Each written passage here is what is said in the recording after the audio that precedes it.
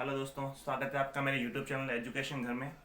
हम दोस्तों बात कर रहे थे परिवहन की, जिसके अंदर हमने सड़क परिवहन और रेल मार्ग पढ़ लिया था। आज हमको पढ़ना है जल परिवहन।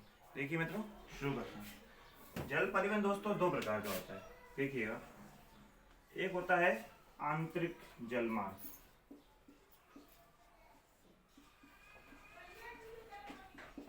और दूसरा होता है महासागरीय जल मार्ग। महासागरीय जल मार्ग, आंतरिक एवं महासागरीय जल मार्ग। पहले हम बात करते हैं आंतरिक जल मार्ग की।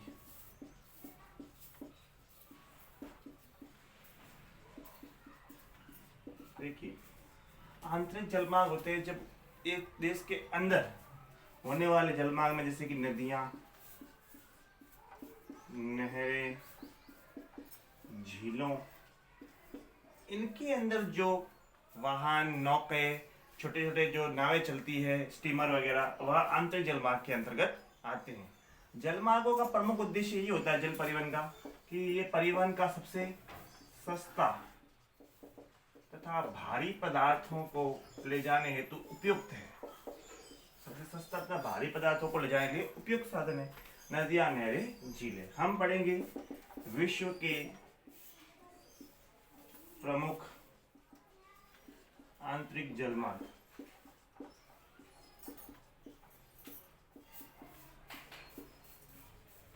देखिए, सबसे पहला था यूरोप के आंतरिक जलमार्ग। देखिए, यूरोप में उत्तर की तरफ कुछ नदियां हैं, राइन, सीन, पो। राइन, सीन, पो। दक्षिण में डैन्यूब,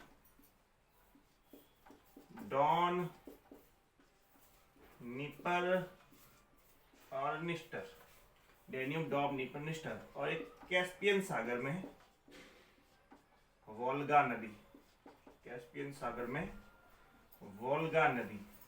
तो यूरोप के ये जलमार्ग है। उत्तर में राइन, सीन, पो नदियां, दक्षिण में डैन्यूब, डॉन, निपर, निस्टर, कैस्पियन सागर में वोल्गा नदी। इनके द्वारा यूरोप के जलमार्ग में परिवहन का कार्य किया जाता है।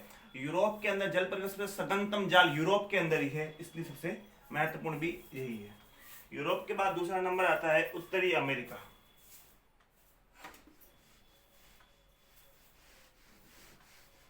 यूरोप के बाद दूसरा आता है उत्तरी अमेरिका।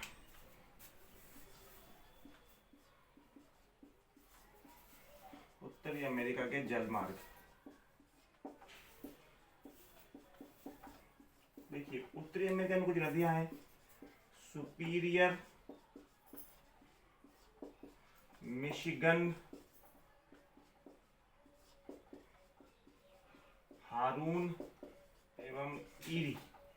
सुपीरियर, मिशिगन, हारून एवं ईरी नदियों द्वारा जल परिवहन का कार्य किया जाता है। सुपीरियर, मिशिगन, हारून, ईरी। उत्तरी अमेरिका के बाद तीसरा आता है एशियाई जलमार्ग।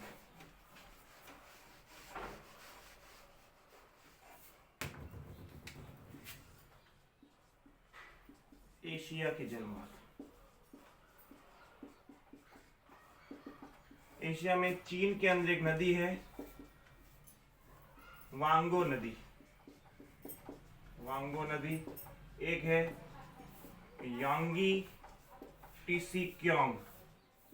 यांगी टीसीक्योंग। चीन में नदियां हैं, वांगो नदी, यांगो टीसीक्योंग नदी। ये चीन के अंदर नदी। एशिया में और आती है इरावदी। एशिया के अन्य क्षेत्रों में इरावदी और मीनाम। इरावदी और मीनाम, इनके द्वारा जल परिवहन का कार्य किया जाता है एशिया के अंदर।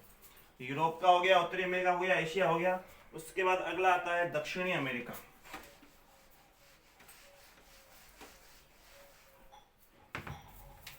चौथा है दक्षिणी अमेरिका। दक्षिणी अमेरिका में एक विशाल नदी है, अमेजन नदी, जो घने जंगलों वाले क्षेत्र से निकलती है। विशाल नदी अमेज़न नदी। ये जल परिवहन के लिए अत्यंत नौगम्य है, सबसे उपयुक्त है दक्षिण अमेरिका के अंदर। अमेरिका के बाद बात करेंगे हम अफ्रीका की।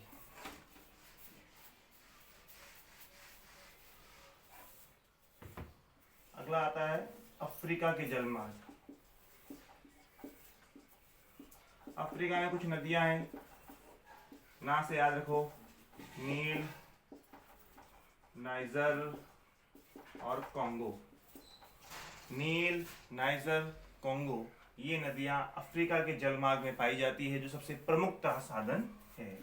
छठा बचता है ऑस्ट्रेलिया। देखिए, ऑस्ट्रेलिया में दो प्रमुख नदियों का नाम ध्यान रखना है, मर्रे एवं डार्लिंग। मर्रे और डार्लिंग नदियां उपयुक्त जलमार्ग प्रदान करती है, जो बड़े बड़े व्यापारिक कार्यों के लिए प्रयुक्त किए जाते हैं। तो जलमार्ग को 6 भागों में बांटा गया है।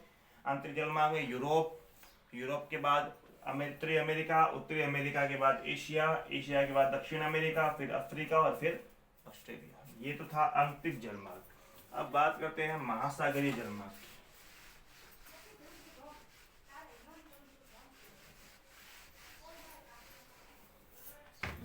बात करते हैं दूसरा महासागरीय जलमार्ग। देखिए, आंतरिक जलमार्ग तो नदियों, नहरों, झीलों द्वारा होते थे। ये बड़े बड़े महासागर समुद्रों द्वारा ये जल परिवहन का कार्य होता है। इसके अंतर्गत जो प्रमुख जलमार्ग आएंगे उसके नाम आपको बताता चलो। पहला आता है उत्तरी अटलांटिक। उत्तरी अटलांटिक विश्व का सबसे लंबा जलमार्ग है। विश्व का सबसे लंबा जलमार्ग।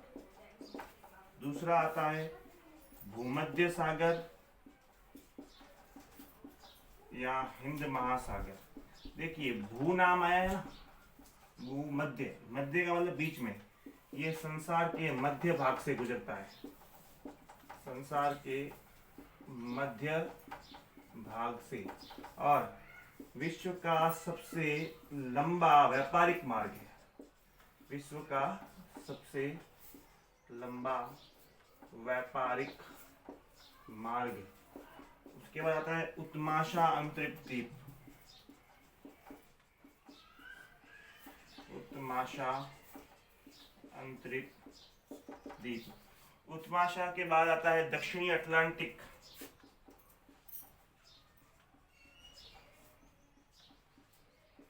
दक्षिणी अटलांटिक। फिर आता है खाड़ी कैरेबियन। खाड़ी कैरेबियन। अंत में बचता है खाड़ी कैरेबियन के बाद प्रशांत महासागरीय।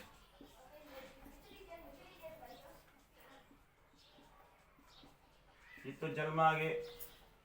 पहला है उत्तरी अटलांटिक, विश्व का सबसे लंबा जलमार्ग। वो मध्य सागर हिंद महासागर संसार के मध्य भाग से विश्व का सबसे लंबा व्यापारिक मार्ग है। विश्व की 75% जनसंख्या की ये सेवा करता है। 75% जनसंख्या की सेवा का कार्य करता है ये भूमध्य सागर या हिंद महासागर। संसार के मध्य भाग से गुजरता है, तो बहुत सारे लोगों की आसपास के सामान को ले जाना, करने का काम यही मार्ग करता है। फिर उत्माशा, दक्षिणी, खाड़ी और प्रशांत। दो नहरें बड़ी इंपॉर्टेंट है, एग्जाम की दृष्टि से सबसे महत्वपूर्ण है। स्वेज नहर, पनामा नहर। एक क्वेश्चन मान के चलिए इन दोनों नहरों में से आना ही आना है। चलिए उनको देखते हैं।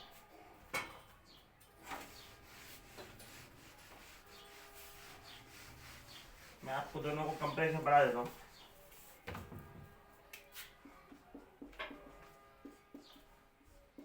स्वेज नहर और पनामा नहर। स्वेज नहर की बात करें, ये तो भूमध्य सागर और लाल सागर को मिलाने वाला कृत्रिम जलमार्ग है। भूमध्य सागर व लाल सागर को मिलाने वाला कृत्रिम जलमार्ग। इसकी लंबाई की बात करें तो 162 किलोमीटर है। लंबाई 162 किलोमीटर। उद्घाटन इसका हुआ था 1869 के अंदर।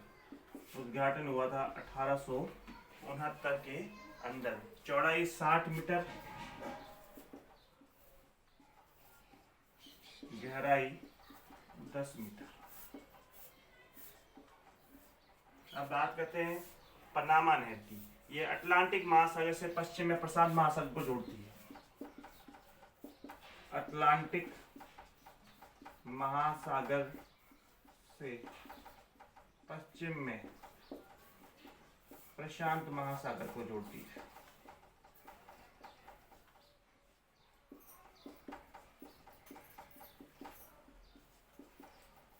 इसकी लंबाई की बात करें तो 82 किलोमीटर, गहराई की 12 किलोमीटर, चौड़ाई इसकी ज्ञात करें 90 मीटर। उद्घाटन हुआ था 15 अगस्त 1914। 15 अगस्त 1914। ये दो नहरें हैं, स्वेज नहर, पनामा नहर। स्वेज नहर भूमध्य सागर और लाल सागर को मिलाने वाली एक कृत्रिम जलमार्ग है। इसकी लंबाई 162 किलोमीटर। उद्घाटन 1869 में हुआ था। चौड़ाई 60 मीटर, गहराई 10 मीटर। पनामा नहर अटलांटिक महासागर से पश्चिमी प्रशांत महासागर को जोड़ती है। लंबाई 82 किलोमीटर, गहराई 12 किलोमीटर, चौड़ाई 90 मीटर। उद्घाटन है 15 अगस्त 1914 को इसका हुआ था। तो ये तो थे हमारे जलमार्ग हो गए पूरे। जलमार्ग के बाद जो अगला हमारा परिवहन है वह है वायु मार्ग।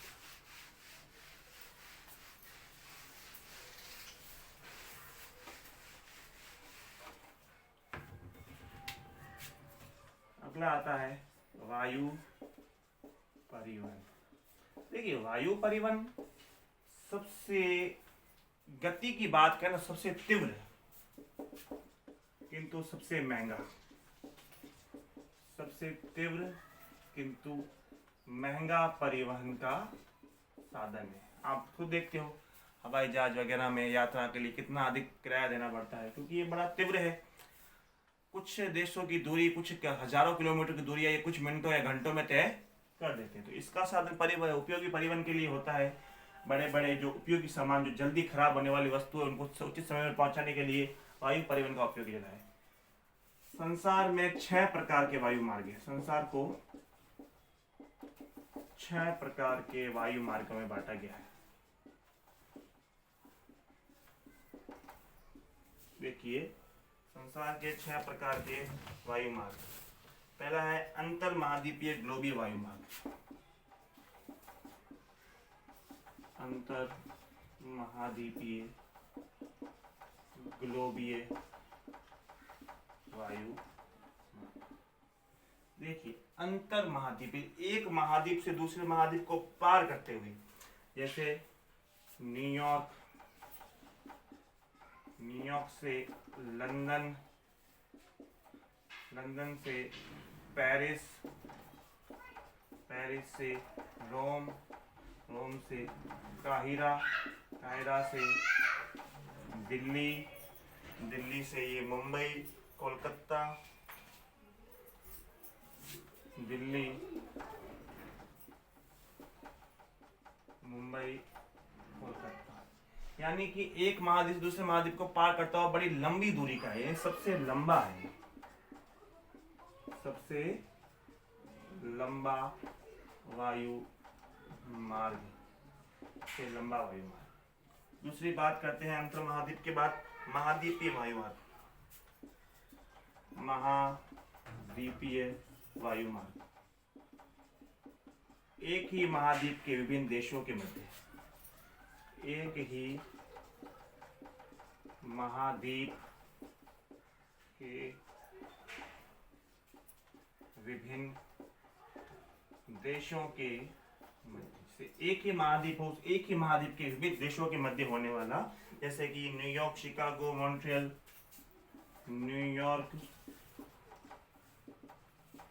से शिकागो, मॉन्ट्रियल मार्ग।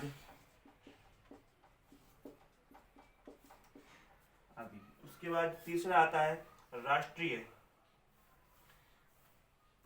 तीसरा आता है राष्ट्रीय।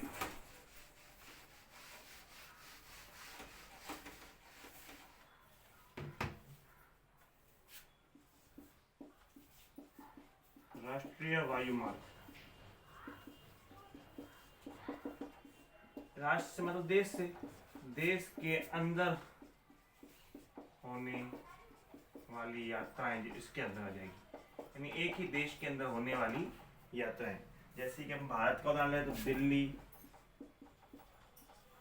से कानपुर,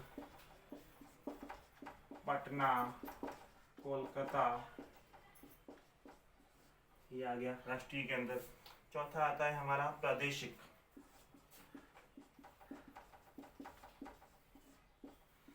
प्रदेश के अंदर होने वाली यात्राएं,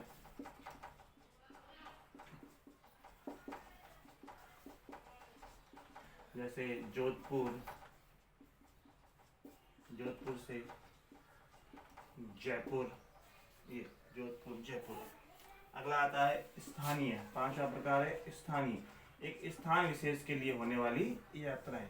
अंतिम आता है छठा जो प्रकार है वह है सैनिक, युद्ध वाली स्थिति में या राजनीतिक कार्य हेतु जो उपयोग में ले जाने वाले वाहन है वह आते हैं इसके अंदर।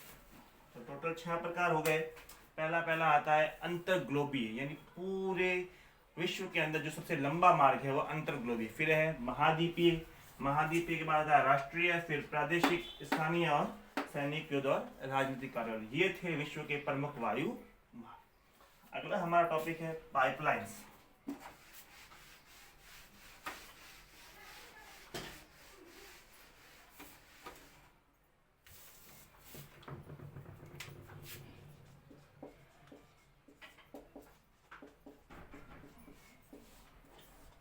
देखिए विश्व की प्रमुख पाइपलाइन। पाइपलाइंस का कार्य होता है कच्चे तेल को परिष्कृत शोधनशालाओं तक पहुंचाना। परिष्कृत शोधन यानी उसको परिष्कृत करके उसको शुद्ध करना, शोधनशालाओं तक पहुंचाने का कार्य पाइपलाइंस द्वारा होता है। यहाँ बात करेंगे विश्व की प्रमुख पाइपलाइंस। विश्व की प्रमुख पाइपलाइंस। पहला आता है big inch pipeline. Big inch pipeline. देखिए बिग इंच पाइपलाइन ये संयुक्त राज्य अमेरिका को मैक्सिको की खाड़ी से जोड़ने वाली है। संयुक्त राज्य अमेरिका और मैक्सिको की खाड़ी को जोड़ने वाली, मैक्सिको की खाड़ी से मिलाने वाली बिग इंच। बिग इंच के बाद दूसरी आती है टैपलाइन। टैपलाइन फारस की खाड़ी से कुओं को सिडान नगर से जोड़ती है, वो सिडान नगर। तीसरी आती है कॉमेकॉन।